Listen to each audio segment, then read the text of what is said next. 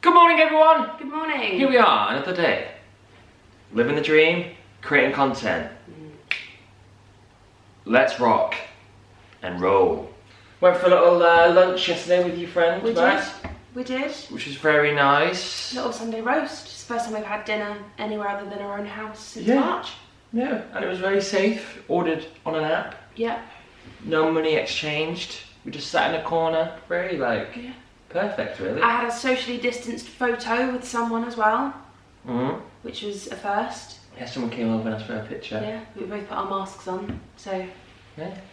it's a very funny picture, I'm sure. I haven't seen it, because she was stood like away from me and I'm like that. With my mask on. Yeah. A bit back to the norm though, which is interesting. A bit of normality. Although we were so British, because it did rain halfway through and we were sat outside and we were like, it'll pass. So we were just huddled under this umbrella for a little bit. Yeah. And it did pass. But I was thinking, like, where do we go? Because they don't have an indoors, do they, at the moment? I don't think so, no. No. So everyone sat outside, so we sort of made it work. It's nice that place is closer than the other place we went to, so Yeah. we know it's good now and they have the same app, so go for a drink every now and again now. We've got a local. We've got our lockdown local. Yeah. It's the 27th today. I mean, not for you guys, but it is for us. And that means tickets for Frozen are open. The box office is open. And I just went on the old like website. The bubble machine. On the website.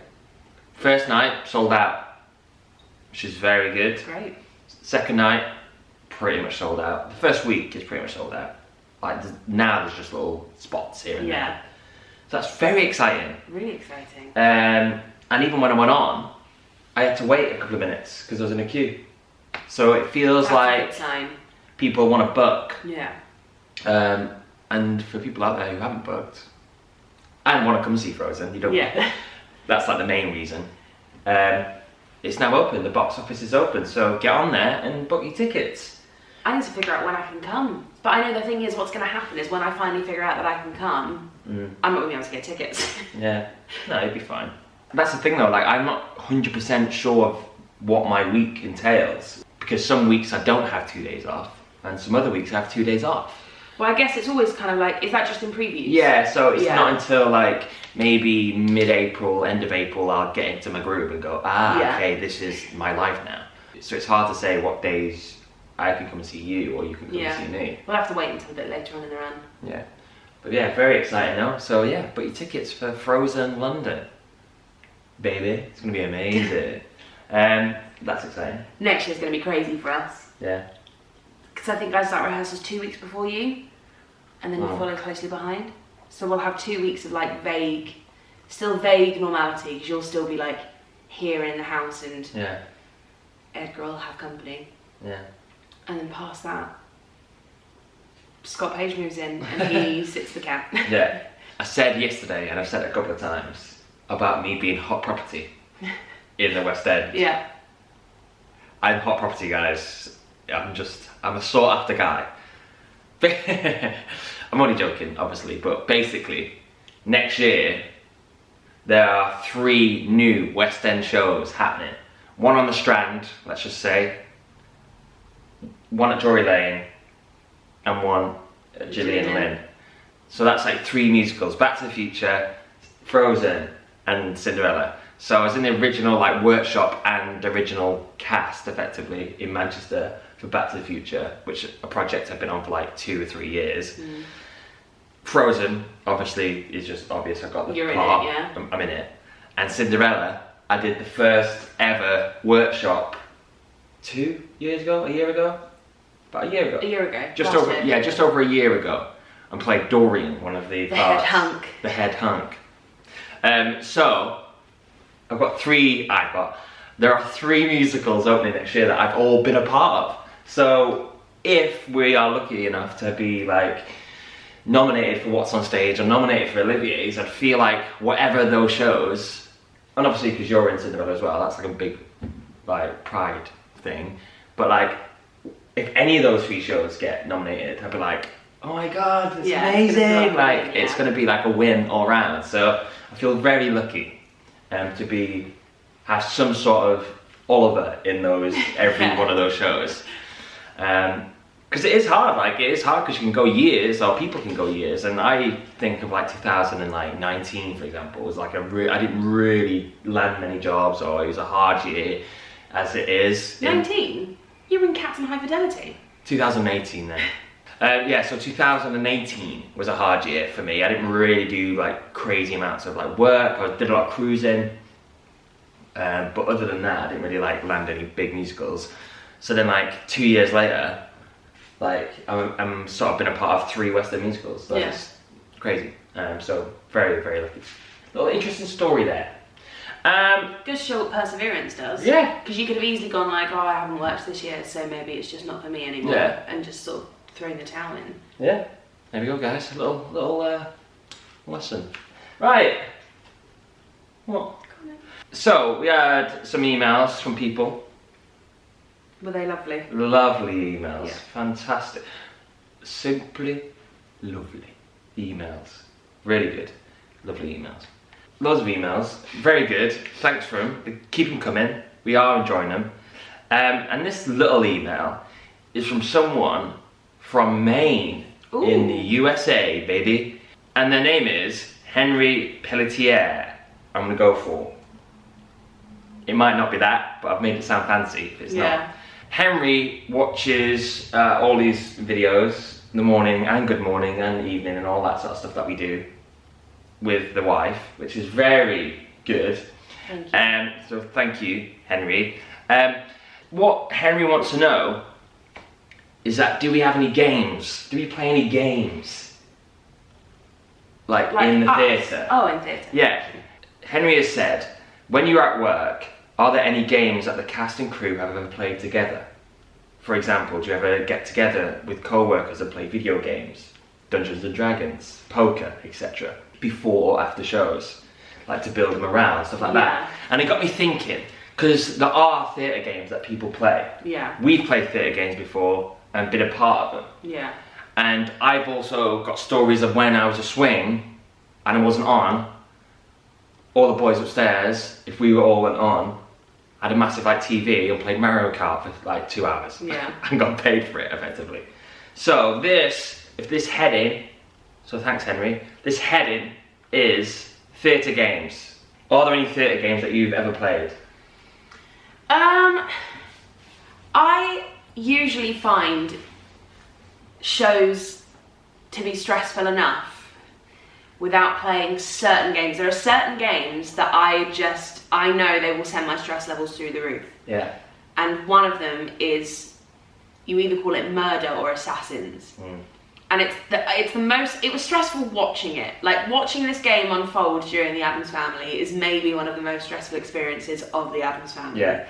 And straight away I was like, and it was Andrew Corcoran, our MD, who organised it. And I went to him and I was like, Andrew, I am so sorry, but I know I will not be able to handle playing this game because it's stressful. Yeah. So I'm going to opt out. But if you need a hand, like organising anything, or you need someone to, like, I don't know, if you ever need to, like anyone to officiate, or like read out something over the tannoy if there's like any new rules or stuff or things have changed, I will happily do that.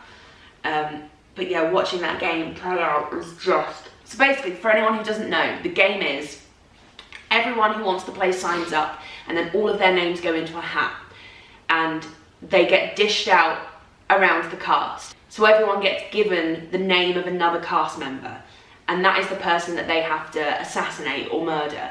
And they're also given one of 4 different methods of murder. So there's strangulation, which they just have to mark someone's neck without them knowing. Gunshot, which is where they'll just throw something at the person. If it hits them and they didn't see it coming, that counts as them getting killed. Or there's poison, which is where you mark their drink somehow. So like you just put like a Sharpie X on the bottom of their like water bottle or something like that. And letter bomb is the other one, which is where you make them read something that says you are now dead. Yeah. Or you've just been killed. Yeah. Or something like that. And the rule is that no one else can see them get murdered. So if you're like caught in the act marking someone's bottle, they'll be like, that's like, people will like dob you in and be like, it's trying to get you, it's trying to get you. Yeah. But the rules for the Addams Family was that it couldn't happen within the show. So the half-hour call would be called, and Amy Wildgoose would literally call over the tannoy, ladies and gentlemen, this is your Act 1 beginners... ladies and gentlemen, this is your half-hour call, and this means the game has stopped. And then at the end of the show, she'll give us the running times, and then be like, and ladies and gentlemen, remember, this means the game is now resumed. And you'd be like, oh my God.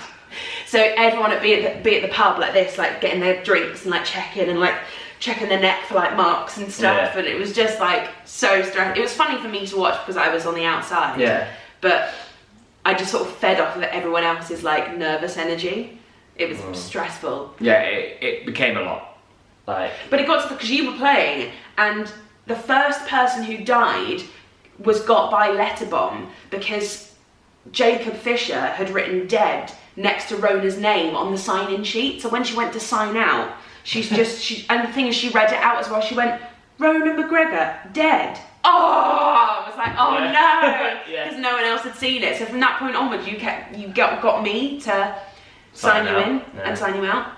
And the funniest one was Les Dennis was like so into the game, and he was like sending fan mail to the thing. It was because didn't he have you at one point, and he sent you fan mail. Les Dennis was trying to kill me, So he sent you fan mail, and you were about to open it, and I remember being like, maybe I should open it, and I opened it, and it was from Les.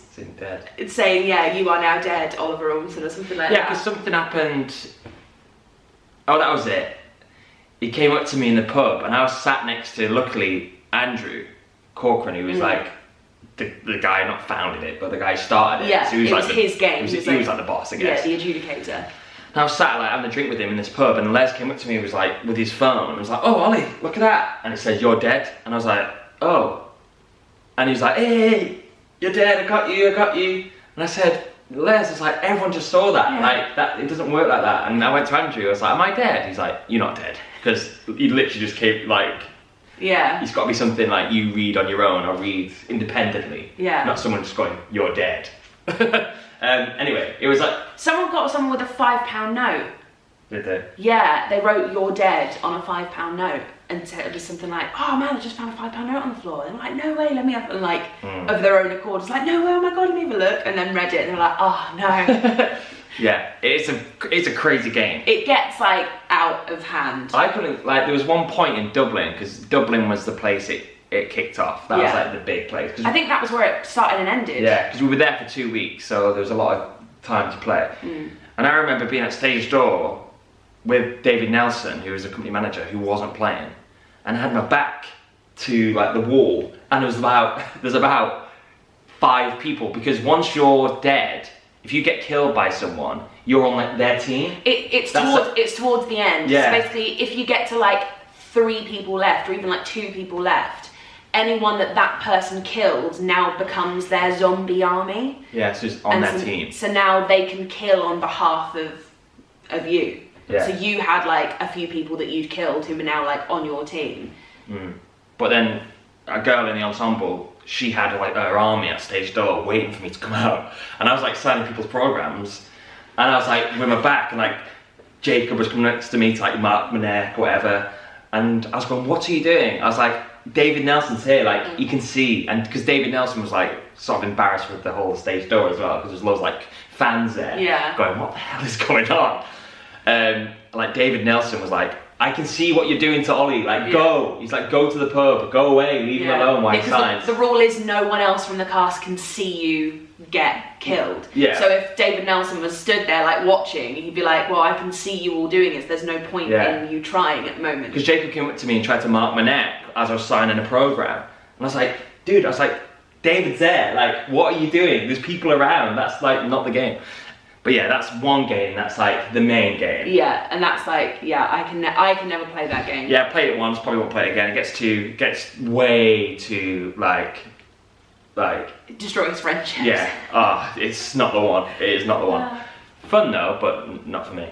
Any other games? Every now and again you get like a silly game where it'll be like a peg on the bottom of like a coat jacket or something like that. Yeah. Have you ever played that one? No. Where people take like clothes pegs onto stage and just clip them onto the bottom of jackets. Yeah. Well, the king of like places to play games is a place called Thursford, which is the most craziest job in the world. It's like in Norfolk, and it's like UK's biggest Christmas show. It's huge. It's amazing. But because the stage is so big, you can get away with absolute murder. So we had a couple of friends who did the same, but they had this sort of like rabbit's tail, and we'd just clip it onto people's suit jacket, so it looked like they'd have a tail. It was so funny. So that was like one game. We'd have like pass the battery, like just passing batteries around and putting loads of batteries in people's pockets, like during the dance number, so they'd finish with loads of batteries. So one of the biggest games is if you're doing the raffle, and I didn't know this was a tradition.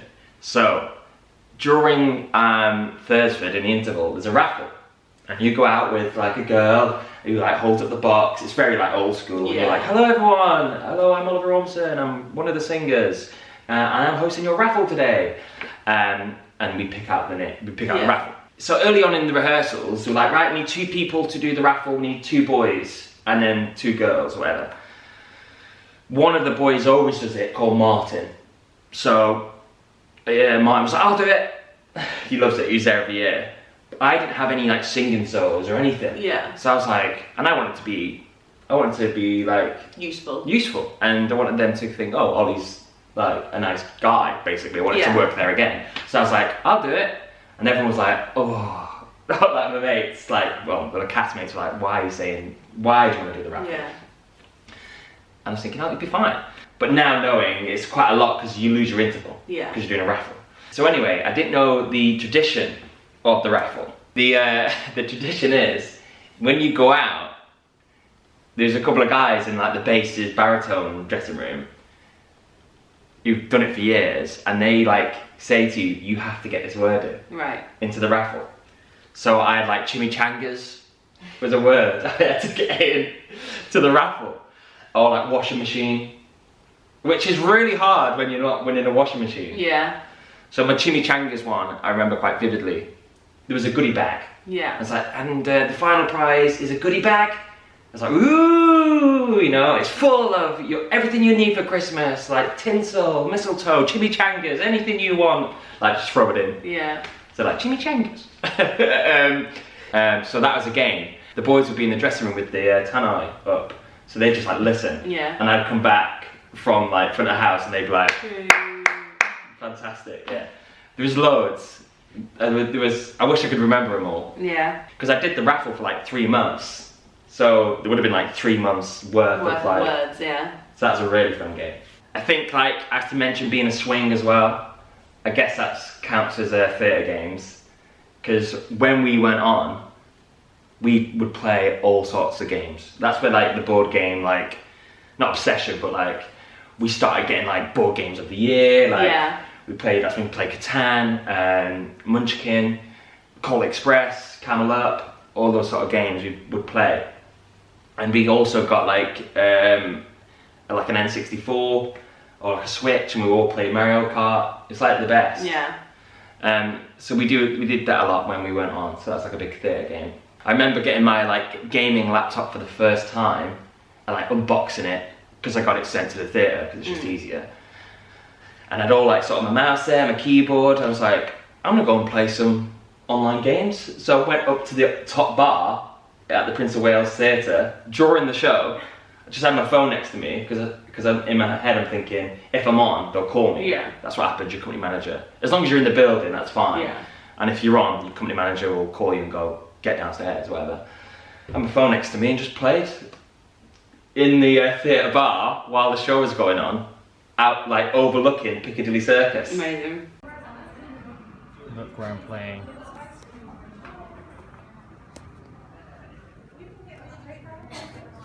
That's Piccadilly. Watching the show. Ladies and gentlemen, we had a Munchkin night one night in Dublin as well. That was good. Everyone came back to ours for, didn't Dickon cook chili con carne or something like that? Yeah, potentially, yeah. Poker nights were always a thing as well, poker nights. That's quite often done within a cast and crew. There's always lots of like game consoles in any building, because like at least 2 of the dressing rooms will have like a PS4 or an Xbox or something that they hook up to the TV in there. Our Back to the Future room was crazy. We had this room, it was 4 boys, so it was me, Nate, Owen, and Will. And so like 2 ensemble members and 2 swings, so the 2 swings were always in there, but Nate would bring in his Switch, which could have like 4 controllers, and FIFA. And I brought my coffee machine in, so we had a coffee shop in there, and the FIFA. It was always full. Like we had like our Marty, Ollie Dobson, and our George Hugh would come upstairs, be busy all the time. Then people would come in from like downstairs to go, can I have a coffee? So I'd be playing, and I'd be like, oh yeah, you take over, start making the coffee. Like there was like 10 to 15 people in our room all the time. It was so much fun. I think people really enjoyed it because, like, as you know, or you can imagine, the higher you go up in like the theatre level, the less likely people are going to come and see you. We were on the top floor as the boys, in like the boys, well, both like ensemble room, like boys were at the top. So it's very rare that people come all the way up to see you, because it's a lot of stairs. But yeah, people are there all the time, so it's nice. And one more game I can think of that we played during Back to the Future was, it's called Golden Ball, or Thunderball, or Powerball. Bonus Ball. Bonus Ball, that's it, I can't remember what it was called. Which is basically the National Lottery in the UK. There's a bonus ball, which ranges from 1 to 49. Yeah? Maybe? I don't know, that might be wrong. That sounds right, 1 to 49, yeah. Yeah, and basically every like Saturday night, or like during Saturdays, someone would organise bonus ball, which is £1 to enter to pick a ball, which the bonus ball is going to be. Yeah, so only one person can pick each number. Yeah. So it's not like 8 people can all pick the number it's Yeah, going to be. exactly. So once that number's gone, you can't have it and you've got to pick a different number. Yeah, so it's 1 to 49, so potentially you could win £49.